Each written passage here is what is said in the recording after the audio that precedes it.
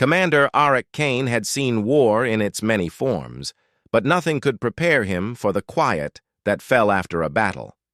The battlefield on Kale Prime was littered with smoke, scorched metal, and the twisted remains of vehicles from both sides. The war between humans and the Valari had been raging for years, and this planet was just another front in the galaxy-wide conflict. Arik wiped the sweat from his brow as he scanned the wreckage. His squad had been ordered to strike hard and fast, to leave nothing for the Valari to recover. He followed orders well.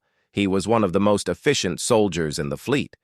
But something about this battlefield felt different. The cries of injured soldiers had faded, leaving only the hum of the wind and the occasional crackle of fire.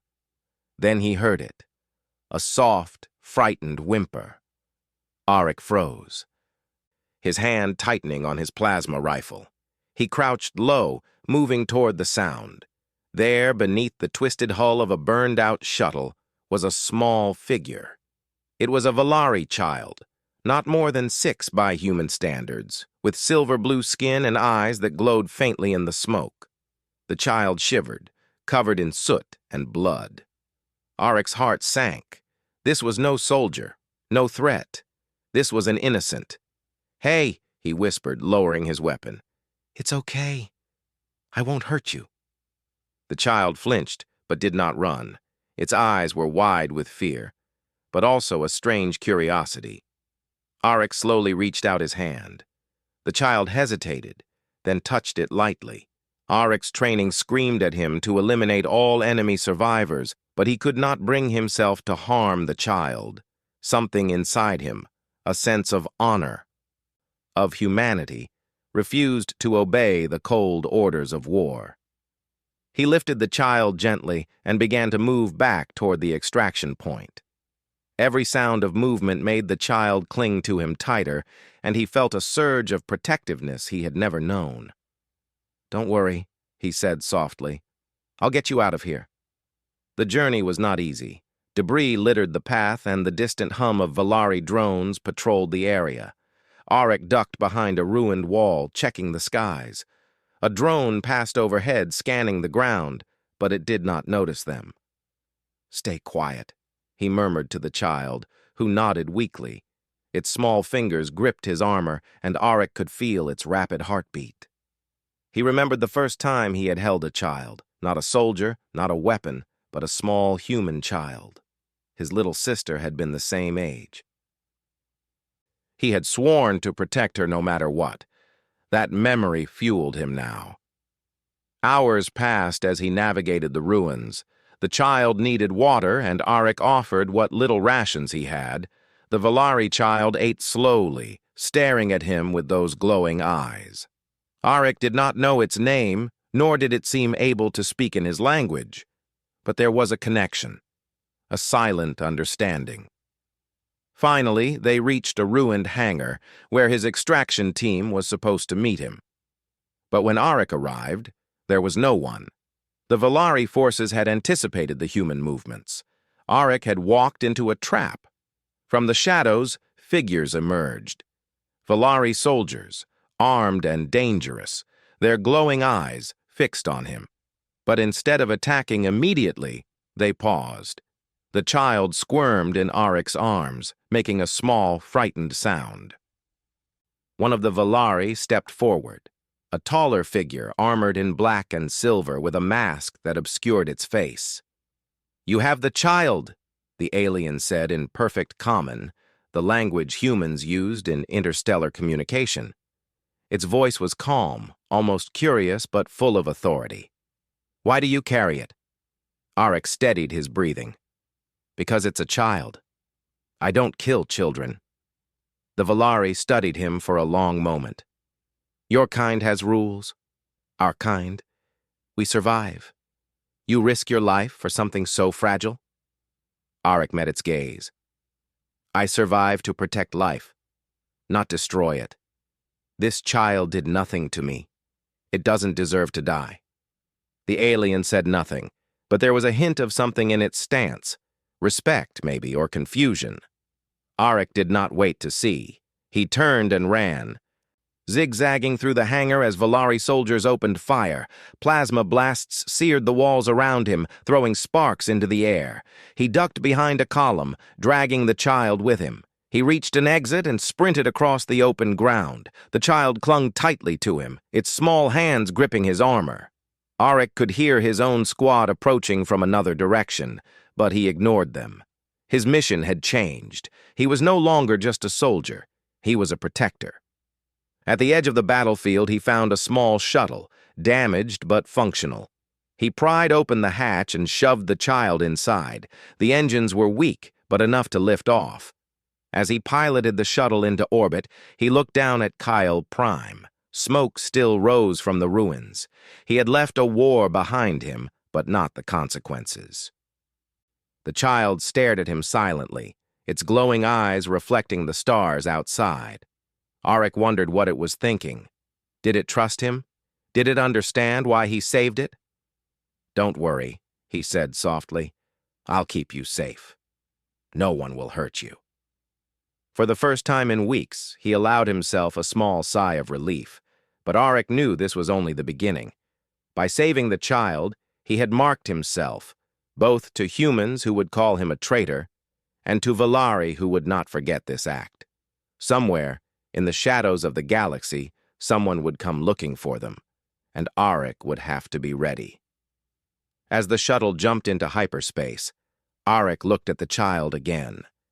Its eyes, full of fear, but also a strange, quiet confidence, met his. He realized that in saving the child, he had found something else, something unexpected, a purpose beyond war, a purpose that might cost him everything, but he did not regret it, because some acts of humanity were worth more than any mission, any order, any war. And as the stars streaked past the viewport, Commander Arik Kane understood that he had chosen a new path, one that would test him like never before, a path where a human could prove that compassion and courage could shine even in the darkest corners of the galaxy. The child shifted in his arms, and for the first time, Arik whispered its name, made up in the moment. "Lyra. You'll be safe, Lyra. I promise." And somewhere deep in the Valari fleets, far from human eyes, someone was already beginning to take notice. The small shuttle drifted through the void, its engines weak but steady. Commander Arik Kane kept one hand on the controls and the other resting protectively on Lyra, the Valari child. The child had grown quieter since the jump into hyperspace, leaning against Arik's arm with trust that surprised him. Arik knew he could not stay in one place for long. Human command would not ignore his absence, and the Valari, powerful, relentless, would search for their lost child. He was caught between two forces, both deadly, yet neither could sway him from his chosen path, protecting the child. He checked the navigation panel. The nearest friendly station was Cryos Fur, a neutral outpost on the edge of human-controlled space. If he could reach it, he might find temporary safety, but even as he plotted the course, he felt the weight of danger pressing from all directions. "Do you understand me, Lyra?" he asked softly. "We have to be careful. No one can know you're here." The child looked up at him with glowing eyes, too young to understand his words, but wise enough to sense the seriousness in his tone. It nodded slightly and rested back against his arm. Arik's chest tightened. He had never been responsible for someone so small, yet so important. Hours passed in tense silence. The shuttle shuddered occasionally as it passed through debris fields left from ancient wars. Arik kept scanning the sensors, alert for any signs of pursuit. He knew the Valari could track him through hyperspace if they wanted, but he hoped they would take time to organize their search. Then the alert sounded.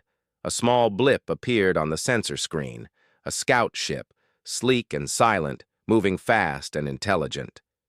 The Valari had found him. Arik's heart sank. He swore under his breath and adjusted the course, trying to maneuver through the debris to lose the tracker. Lyra clutched his arm, sensing his tension. "It's okay, Lyra. We're not going to let them catch us," he said, though his voice betrayed the concern he felt. The truth was, he had never been pursued like this. He had fought countless enemies, but never had he been hunted while protecting someone so precious. The Valari scout matched his every move, anticipating his evasions. It was clever, almost as if it knew him personally. Arik realized that this was no ordinary scout. Whoever sent it wanted the child returned at all costs, and perhaps to teach him a lesson as well. He made a quick decision. The shuttle was too slow for a straight chase. He activated the ship's emergency stealth drive, a risky maneuver that would drain the engines but might hide him for a few minutes. The lights dimmed, and the ship's signature on sensors dropped. Lyra gasped softly, pressing closer to him. "It's okay," Arik whispered. "We're safe. For now." The scout scanned the area, its sensors unable to detect them immediately. Arik knew this was temporary, but it was enough. Enough to buy time, enough to think. As the shuttle floated in the dark expanse, Arik tended to the child. Lyra had a small wound on the arm, a remnant of the battlefield where Arik had first found her. He cleaned it with care, using the small med kit from the shuttle. The child flinched, but did not cry. "You're brave," he said quietly. "Braver than I expected." The child's eyes softened, and Arik felt a strange warmth. This connection, this trust, was not something he could teach or demand. It had to grow naturally, and somehow, in a universe filled with war and fear, it had. Suddenly, the shuttle shook violently. Arik gripped the controls as plasma bolts streaked past the viewport. The scout had found them again. "Hang on, Lyra!" he shouted, forcing the shuttle into a sharp turn. Sparks flew as the ship's hull scraped a fragment of space debris. The child screamed once, clutching him tightly. Arik's stomach churned. He had to survive, not just for him, but for her. The chase continued for hours, with Arik maneuvering through asteroid fields, damaged satellites, and ghost remnants of old space stations. The Valari were relentless, but Arik's human ingenuity kept them just out of reach.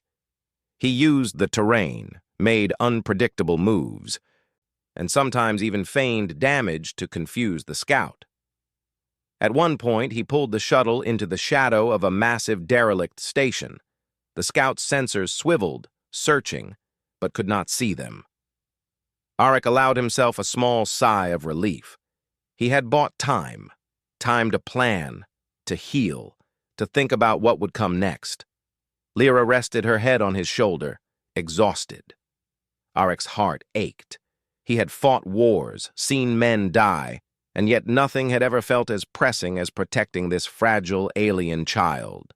He thought of what he had risked, his career, his reputation, his very life. Human command would call him a traitor for defying orders. The Valari would see him as an intruder, perhaps even a target. But none of that mattered. All that mattered was Lyra's safety.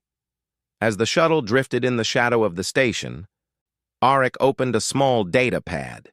He needed to know more about the Valari child. He searched through intelligence reports, desperate for anything that might help him understand her importance. What he found made his blood run cold.